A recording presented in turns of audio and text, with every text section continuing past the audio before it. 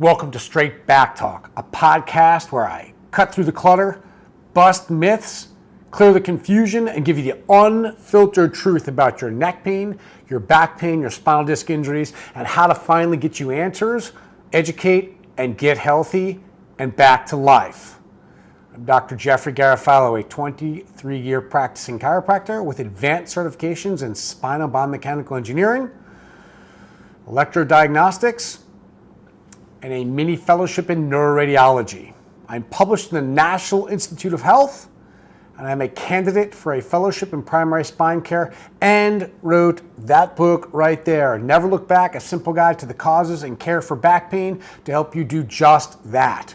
Move forward, living your life with answers, pain-free. Let's get into today's episode. Today's episode, 2 topics, case history. Topic number 1. Let's talk about the different types of pain from different structures in your spine, because many of them will be the same, some will be different, but it's good to know what's causing the pain in my back, because too many people just say, oh, I was told that I've got a strained muscle, or there's a strained ligament in my back, or it's a disc injury, and there's no real understanding of what pain is caused by what structure, and then how to find out how. The system is way too slow. I'm going to share with you ways that we do it in our office. It should be diagnosed within 2 days. Again, within 2 days. If your practitioner can't get you answers within 2 days, something's wrong. So let's jump into today's topic. What are the different types of structures that can cause pain, and what are the types of pain that can be caused? So let's start off with the muscles, right? Because most people will tell you, I went to my primary care doctor and they said I've got a pulled muscle. Well, let's talk about that. So if you've got a pulled muscle in your spine, your neck or your low back, a lot of times you'll have, ooh, my neck is tilted to the side, or my back is pulled to the side. And a lot of times with muscles, if you lay down and rest and don't actively move the muscles, there won't be any pain, or the pain will be minimal. But when you go to move, go to get up, go to turn and twist, or lift your head or move, then this, ooh, I've got pain, typically upon movement. Going to try to sit up or move your head with movement, typically muscle pain will be increased, and it's typically a sharp shooting pain. You relax the muscle, pain typically goes away. So with muscle, it's more upon movement. It's typically a sharp shooting pain. You might see a tilt in the head or the low back with a muscle. Second type of pain is from ligaments. You can sprain ligaments. When you sprain the ligaments, typically is going to be pain no matter what. Laying, sitting, standing, movement, because when the ligament is stretched past its normal length, you will damage and tear the tissue, and no matter what, there could be swelling and pain consistently. So really, ligament isn't going to feel, it's going to feel kind of painful all the time. That leads me into the next thing, which would be disc injury, which is almost the same thing, because discs are made of ligaments, right? Same type of tissue. So with disc injuries, a lot of times there will be a dull aching pain when laying, and the pain typically gets worse with sitting, bending, coughing, or sneezing, because the disc material, the ligaments in the disc material, will actually expand with increased pressure, like sneezing, coughing, or going to lift and move. You'll squeeze the pressure, and then they'll cause pain. That's the first type, called discogenic, where the pain actually comes from the disc tissue expanding and the nerves being irritated around the outside of the disc. The second type of disc pain is called radicular pain. Radicular pain is where the disc becomes injured, it changes shape or morphology, and starts to hit the nerve that comes out down either an arm or a leg, or both. Radicular pain indicates pain that shoots down a nerve, down an arm or a leg, and typically it's going to be one-sided unless the disc is bulging or herniated in multiple areas, changing shape in multiple areas, affecting both nerves on both sides. Again, coughing, sneezing, any type of increased pressure will cause the disc to expand and cause pain. Misaligned vertebrae called subluxation, when the vertebrae is out of alignment, will cause pain in the joints, the disc, and the nerves, as well as the muscles. It's kind of multi-complex when there's a misalignment in the spine. And typically you might see a head turned or tilted, a pelvis turned and bent. So you'll see some potential misalignment in the structure of the body, of the posture.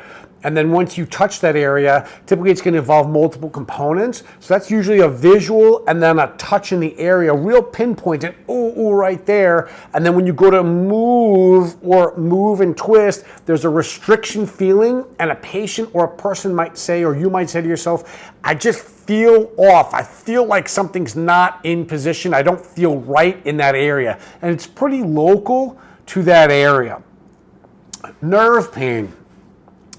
Nerve pain is going to be two types, and this is the last type of pain. Nerve pain will be either something called radicular, like we spoke about, where a disc or the nerve is sitting on the joint, or there's some space-occupying lesion that is putting pressure on the nerve, and you'll see a couple components. You'll either see pain, numbness, or tingling down an arm or a leg, or you could see muscle weakness.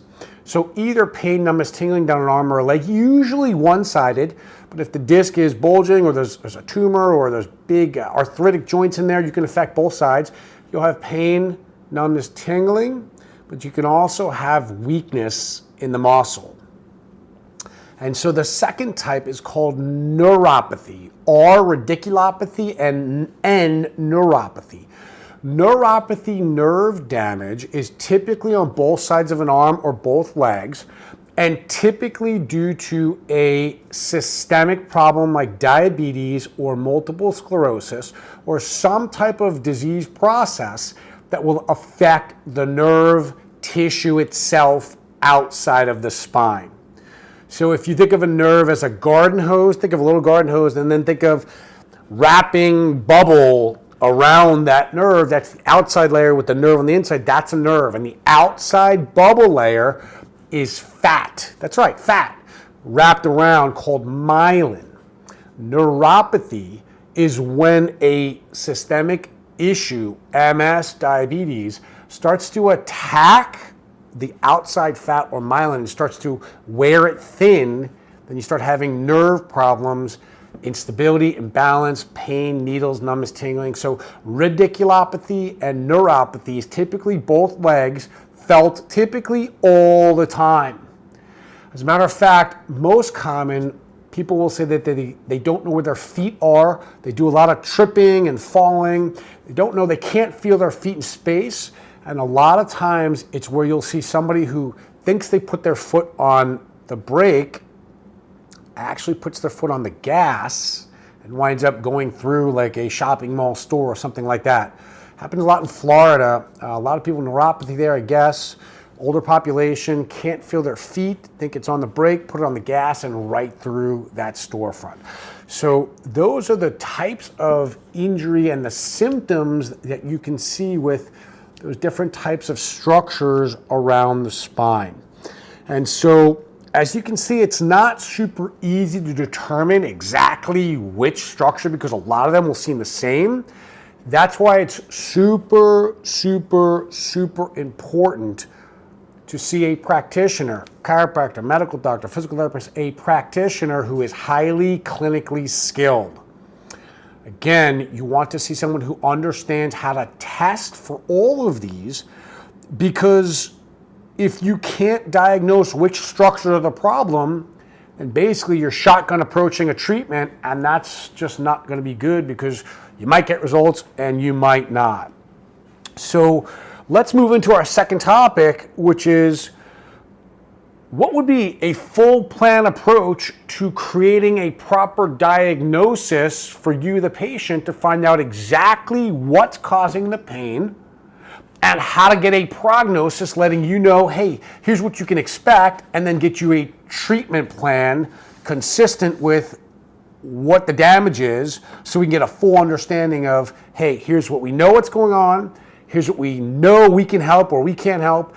Typical time frame of healing and repair would look like this, symptoms should do this, and then, hey, here's the treatment plan to get this result. So it all starts like what I said with a proper diagnosis. In order to solve your neck pain, in order to solve your low back pain, in order to help you live a great life, you need to know what the problem is. Too many practitioners that I've seen out there and too many patients have come to me and my team and said, look, we've been trying to get this fixed for 3 years, 5 years. And we ask, well, what do you know what's going on? Are there x-rays, MRIs, EMG? Do we know what's going on? And a lot of times, practitioners just start treating without a diagnosis. They don't know what's going on. They just start treating. Oh, back pain, I've helped that before. And we just start and get going. The problem is, that's like putting a target on a wall, closing your eyes and taking a handgun or a bow and arrow or throwing an axe and trying to hit the target. You just can't do it, right? So in order to start treating, at least in our office, we have to get a diagnosis first. It only makes sense in our mind to know what's going on, what are we treating, because I will tell you, we've had many occasions where a patient comes in, and let me give you a real life example. We had a guy come in from upstate New York, about 10 hours away, and he had really bad neck pain. He was in Mexico, was a practitioner in Mexico. They were visiting Mexico, practitioner in Mexico. No x-rays, he had neck pain, got an adjustment in Mexico, and the pain went from like an 8 to a 10. Man, 8 to a 10. Comes home, upstate New York, goes to his practitioner, happened to be a chiropractor. Man, my pain went from 8 to 10. Practitioner says, neck pain, I can solve that. No x-rays, no nothing. Adjust them and goes from 8, 9, 10 to like a 11, 12 out of 10. Now he can't even function. He hears about our clinic, gets referred to us from upstate New York, knows that we're advanced trained non-surgical spinal disc specialists and chiropractors, and that's all we focus on. That is our specialty. Comes, gets referred to us. Again, spine, non-surgical spine is our specialty as chiropractors. Gets referred to us, sitting in the exam room. I walk in and he's like this. He can't move. And I looked at him and I said, you're in a lot of pain. He goes, told me the story, does the history. I go to touch his neck. He jumps, wouldn't let me touch him. I said, hold on, I'll be right back. I went and looked at his x-rays. I looked at his lower neck and said, we have a major problem. This does not look right. Immediately sent him for an MRI immediately.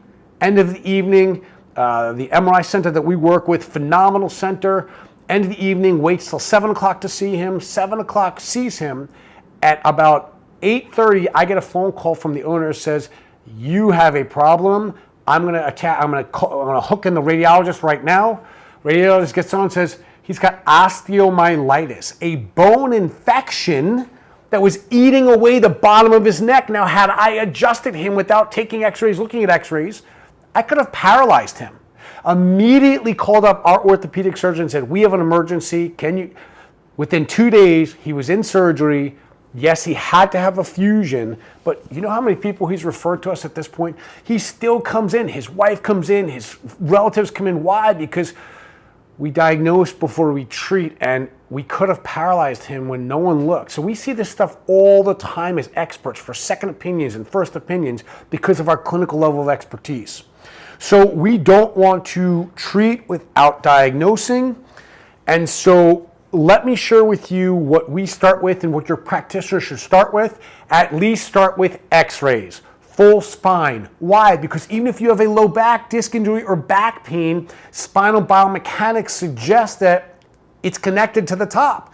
The roof affects the foundation affects the roof. You want to look at the entire spine as one picture because one segment up top affects the segment on the bottom affects the top, and everything in between. So in our office, we take x-rays full spine because it helps us understand the biomechanics and what could be injured. The second testing we do is called palpation. We listen to where you're feeling problems. You touch the area. We touch the area to get real specific because we've been doing it for so long. We can know which segments you're touching and line it up with the x-ray. And then if we think there's a disc injury, we send you for an MRI. and we look at the MRI and we connect it to the x-ray and the palpation and your consultation, and then if we see that there is muscle wasting or weak muscles, we will send for an EMG NCV to rule out, is there something pinching the nerve that's going down and causing the weakness in the arm or the leg? Is it acute or chronic, been going on a short term or a long term? And if there's muscle wasting and weakness, like a drop forward, or I can't move my elbow or my arm, can the nerve regenerate and come back? Or can we look at you and say, listen, this has been there for so long that the nerve is dead to this part, you will not get it back, but you have to get the pressure off at this point. So we can give you ideas of what's going on through massive amounts of testing. Then once we get all this data back, we put it all together based on your symptoms, the location, the severity, and then we determine whether we can help it out, or do we need our team members that are orthopedics, or do we need more testing, neurologist, neurosurgeon, what do we need at that point? If it comes back as, hey, there's some bone issues here, potential fracture, yes, things show up on MRI, but we can also use CT if we think that there's deeper bone issues, cancer or fractures or things like that. So we use massive amounts of testing to get a diagnosis first. Then after doing this thousands and thousands and thousands of times, we can sit across from you and getting data from thousands of our patients based on your diagnosis and care plans. We can give you, and you should be getting, what's called a prognosis from your practitioner. Meaning, hey, at this point in care, looking into the future, if you respond like average, we should see this percentage improvement. We should see this benchmark and that benchmark as we're moving along. And if we can't do that, then we move along, we should have an X percentage improvement at this point. If we don't have that, we can change our care plan. If we still don't see improvement, we know something more could be going on, and now we need some more help.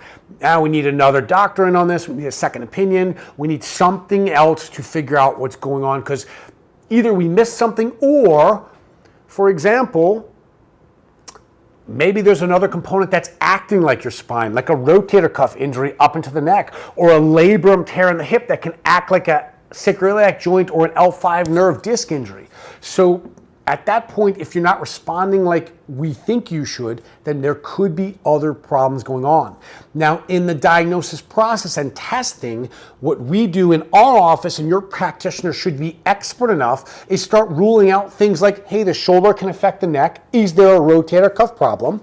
Is there an elbow problem? If you've got numbness and tingling in these two fingers, typically it's outside the spine, so we're not going to hammer the spine. We're going to look at the chest area for a tight muscle. We're going to look at the elbow area. Is there a nerve being trapped right here that can cause this? So we're going to start to look at shoulders and hips, not as experts, but understanding they can interweave and do the minimum amount of testing to determine, hey, do we need more testing? Do we need an orthopedic? Do we need an MRI of that? And then when that information comes back, then you can get the full idea of what's going on as a diagnosis and a full prognosis, and then we can have finally a full treatment plan.